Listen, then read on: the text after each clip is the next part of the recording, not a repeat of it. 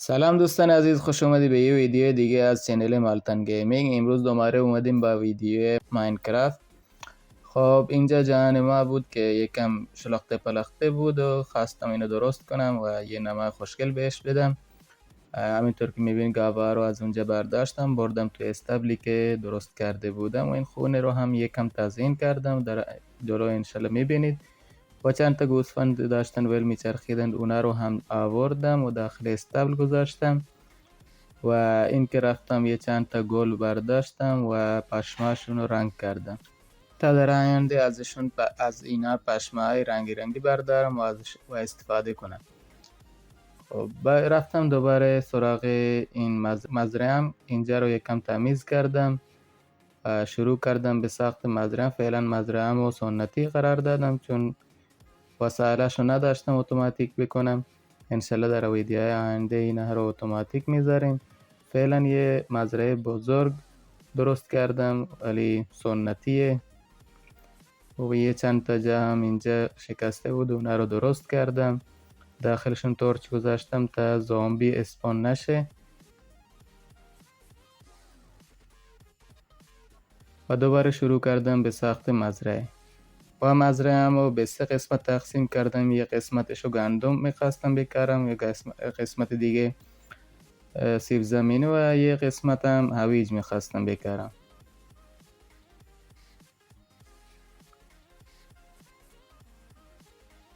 هر چند دونه که داشتم اونا رو کاشتم تا بعدا برداشت کنم و بیشتر بکارم. و چند تا بامبو که گذاشته بودم اون بامبوها رو چیدم کناره مزرعه خودم و با بامبو تزیین کردم که یه نمای خوشگل بهشون بدم.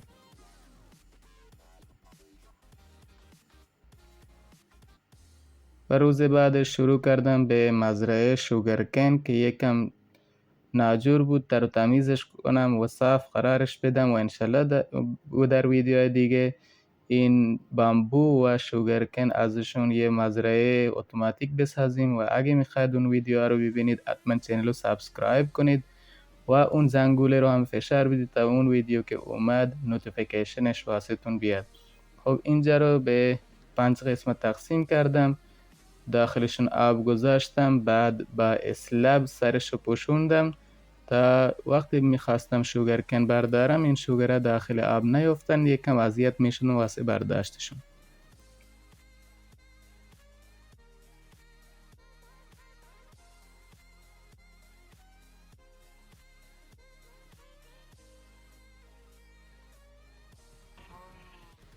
و این بود قسمت از تزیین خونم. اینجا رو یکم صاف کردم، اینجا یک کو بود اونو برداشتم و راه مزرعه رو الان درست کردم تا انشالله در ویدیو آینده تا آخر بریم.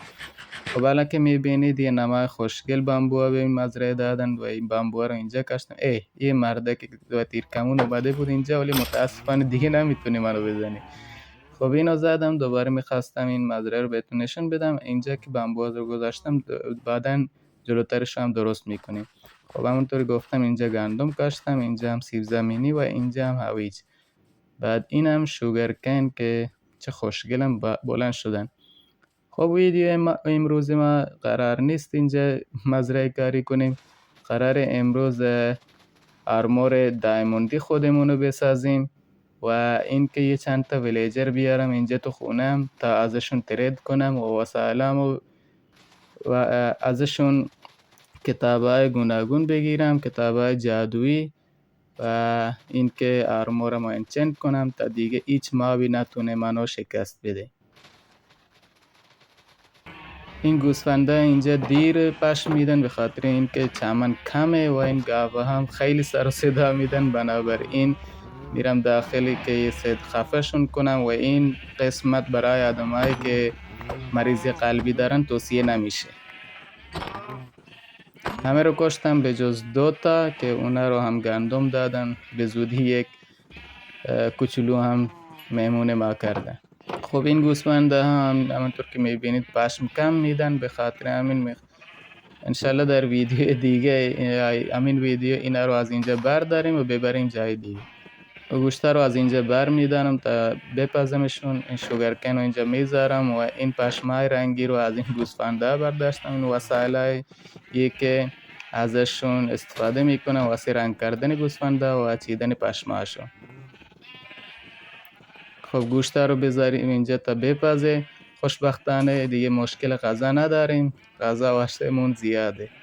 خب اینم از پیککس دایموندی من که هلتسو میبینید خیلی کم شده به خاطر این که زیاد ماین کردم و چند تا دایموندم پیدا کردم. اینم کمدیه که قراره ارمورایی که کهنه بشن رو بذارم اینجا. خب الان بریم سر وقت این چند تا ایران بردارم تا ویلیجرها رو بیارم اینجا. خب این 2 تا دایموند که قبلا اینجا مونده بودن جمعا میشن 10 تا. خب یه دونه ماین کارت باید درست کنم، یه چند تا ریل میخوام که فعلا یه استکشو درست میکنم و این که اینجا 2 نوع ریل وجود داره، یکی پاورد ریل و یکی دیگه هم اکتیویته.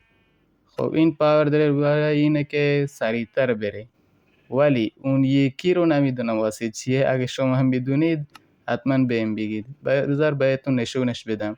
برای ساخت اون اول باید یک ردستون تورچ درست کنیم و بعدش هم این اکتیویتر چه مرضیه نمیدونم اینو درست کنم تا بهتون نشون بدم این واسه چیه. خب خودم نمیدونم واسه چیه، میخوام شما در کامنت ها بنویسید، حتما راهنمایی کنید. ولی وقتی سوارش میشید این ماین کارت یک کم لرزش میخوره و آدمکه میفته پایین. خب تا خودم ندونستم واسه چیه، حتما راهنمایی کنید. یه دونه ردستون هم باید کنارش بذارم تا روشن شه. خب اینم ماین کارت، سوارش بشم برم جلو. همونطور که میبینید من میافتم و این هم تکونی میخوره. خب حتما در کامنت ها بنویسید این واسه چیه، چه استفاده ازش میشه. خب بریم اون پاورد ریلا رو درست کنیم و بریم چند تا ویلیجر بیاریم تو خونمون. متاسفانه فعلا باید 12 تا درست کنم، بیشتر نمیشه. خب اینجا که اومدم میخواستم ویلیجر رو ببرم، دیدم یه روبه اینجا گیر افتاده. خب هنوز دو کامنت ها ننوشتید که چطوری این روبه رو دوست خودم بکنم، حتما بنویسید تا اینی که اینجا زندونی شده رو ببرم تو خونه. خب فعلا جاشم اینجاست و اینجا بمونه. اینجا ویلیجری نیست، اینجا هم کسی نیست و وقتی رفتم پایین دیدم 2 تا ویلیجر دم در وایستادن تو ماه رمضان. نمیدونم اصلا چی کار میکردن. وقتی میخواستم ببرشون بیرون دیدم فرار کردن.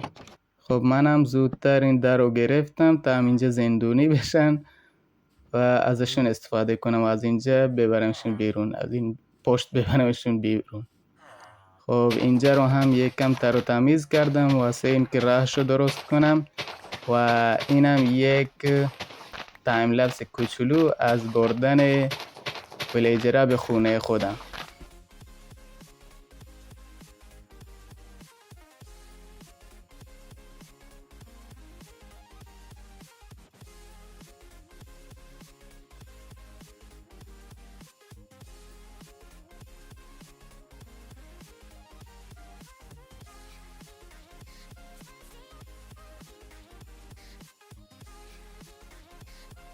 وقتی از اونجا آوردمشون یه خونه گلی اینجا واسهشون درست کردم تا اینه که فرار نکنه تا یکی دیگه بیارم. خب اونو هم آوردم کنار این گذاشتم و شروع کردم به ساخت یه خونه کوچولو واسه این 2 تا.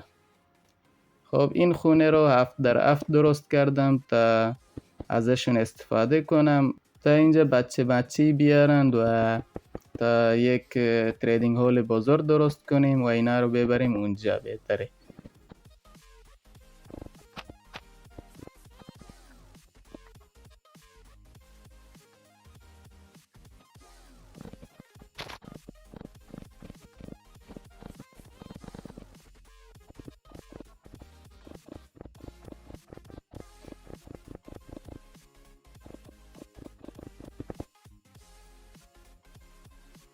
خب میخواستم سقفشو هم مثل سقف اون خونه های خودشون که هست قرار بدم، ولی این اسپروس های ما که انگار ریشه هاشون کنده بود یکم رنگشون عوض شده بود. خب بنابراین واسه الان خوبه. اینم یه تایم لپس دیگه از ساختن این خونه کوچولو.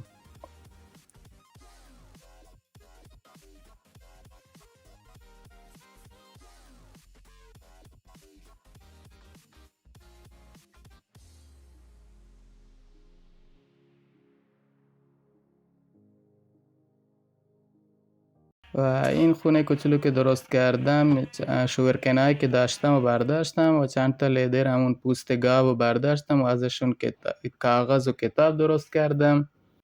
چند تا چوبم برداشتم واسه ترید با استیک که امرال به دست بیارم. یه دونه هم لانترن درست کردم. یه دونه هم فیچینگ تیبل یا فیتینگ تیبل چیه همون درست کردم. خب اینم یک ریپر بود اینجا داشت ول میچرخید و نخواستم جمع خراب کنه به پشتمش. رفتم یه دونه رو گذاشتم اینجا که امرال به دست بیارم و از این یکی بتونم اون فورچون 3 رو بردارم. خب با این یکی ترید کردم و امرال رو به دست آوردم. آهسته آهسته ترید کردم تا لیول اپ بشه. ولی این یکی هرچی بهش زور میدادم که بهم فورچون 3 بده همیشه بهم بوکشل و همون امرال رو میداد. در این میان با این یکی ویلیجر هم ترید کردم تا امرال هم بیشتر بشه. با این یکی نیم ساعتی ویر رفتم تا این که بهم انبریکینگ 3 داد. انبریکینگ 3 خیلی خوبه ولی فعلا بهش نیاز ندارم. بعد فورچون 3 رو به دست بیارم تا دایموندهای بیشتری بکنم و ازشون آرمور درست کنم. خب دوباره شروع کردم با ور رفتن با این ولی همیشه بهم بوکشل و امرال میداد. این خیلی عصبانی هم کرده بود. آخرش میخواستم با یه تبر عینک سرشو بشکنم ولی آخرش خودم خسته شدم. رفتم خودم یه دونه انچنتینگ تیبل درست کنم ببینم شاید خودش بهم یه چیز قشنگ بده. خب رفتم 2 تا دایموند برداشتم، 4 تا هم obsidian برداشتم و یه دونه انچنت تیبل درست کردم و یه چند تا هم بوکشل درست کردم که لیولشون رو ببرم بالا. خب اینا رو که گذاشتم دیدم پیککس هم فورچون 2 بهم میده. خب از ایچی هم بهتر بود چون شانسش 50-50 بود که دایموندامو بیشتر کنه. خب دیدم من لپز لازولی ندارم و تا حالا هم لپز لازولی نیاورده بودم. خب رفتم دنبال اون غاری که درست کرده بودم. خب اینجا رو هم یکم خوشگل کرده بودم. اینم از نماش اینجا بالا چو سنگی چیزی قرار بدم خودش بیاد تو فرنس درست بشه بره پایین. اینجا هم خیلی سنگ همه درست اسملت شدن. اینجا طلا و اینجا هم آیرنه. خب از اینجا سنگ بر میدارم و میذارم اینجا میرن تو فرنس. بعد از فرنس میان اینجا اسملت میشن. الان 3 تا است تو میشه 4 تا. خب اینم از یه فرم کوچولو اتوماتیک که بعداً بزرگش هم میکنیم تا کولا هم خودشون برن. خب اینم از دایموندایی که پیدا کرده بودم ولی الان برداشتشون نمیکنم تا فورچون 2 رو داشته باشم. اینجا هم جایی بود که کنده بودم. خیلی دور رفتم ولی متاسفانه زیاد پیدا نکردم دایموند. یه چند تا هم اینجا پیدا کرده بودم. خب با فورچون 3 همون دور برای 20 تا فکر کنم باشه ولی با فورچون 2 نمیدونم چند تا میشه. جلوتر ویدیو رو میبینیم. خب از اون جایی که اینجا رو کنده بودم لپز لازولی رو اینجا دیده بودم. رفتم دنبال اون لپز لازولیه. این هم از لپز لازولی. اینا رو برداشتم. دوباره رفتم سراغ انچنتینگ تیبل و میخواستم انچنت کنم. دیدم این هلتش خیلی کمه و بعد ریپر بشه و چون قرار نیست به مندینگ بده بنابراین رفتم اینو درست کنم. وقتی رفتم پایین اینو ریپر کنم دیدم یکی نه 2 تا نه 3 تا نه بلکه 4 تا دایموند میخواست. مگه من خرم با 4 تا دایموند اینو ریپر کنم؟ خب قرار یکی دیگه درست کردم. خب اینو که گذاشتم اینجا فورچون 2 بهم میداد. خب از ایچی هم بهتره. فورچون 2 رو برداشتم دیدم انبریکینگ 3 هم بهم داد. خب یکم خوشحال شدم و اینو که گذاشتم دیدم انبریکینگ 3 بهم میده. خب گفتم شاید بعد این انبریکینگ 3 فورچون 3 هم بهم بده یا فورچون 2 حداقل با اون یکی مکسش کنم فورچون 3 بشه. ولی دیدم متاسفانه اینم همون انبریکینگ 3 رو بهم داد. خب گذاشتمش کنار.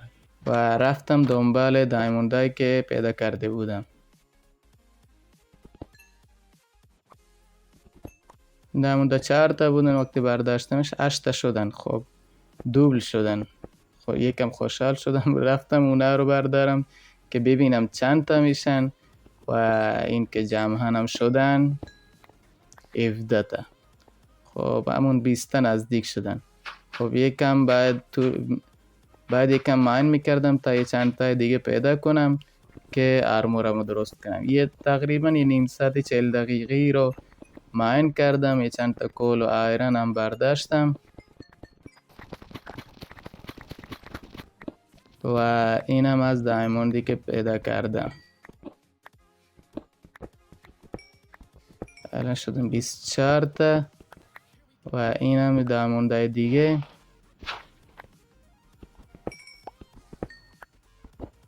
جمعاً شدن 33 تا.